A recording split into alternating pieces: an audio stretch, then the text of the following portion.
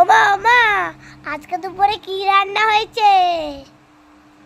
তো গাইস আজকে হয়েছে দেখো আমাদের চিচিঙ্গে ভাজা, তার সাথে রয়েছে লাল লাল ঝাল ঝাল ডিমের ঝোল আর পেঁয়াজ একটা আলমিটে পুরো আপেল পেঁয়াজ আপেল পুরো পাতিলেবু।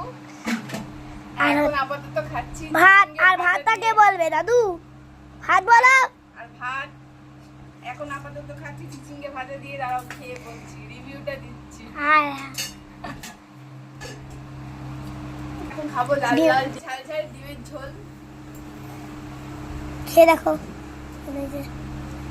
এক টুকরো আলু, তারপর হচ্ছে কাই, লেবু দিয়ে পেঁয়াজ পেঁয়াজ পেঁয়াজ এবং পুরো রাক্ষস খাচ্ছে।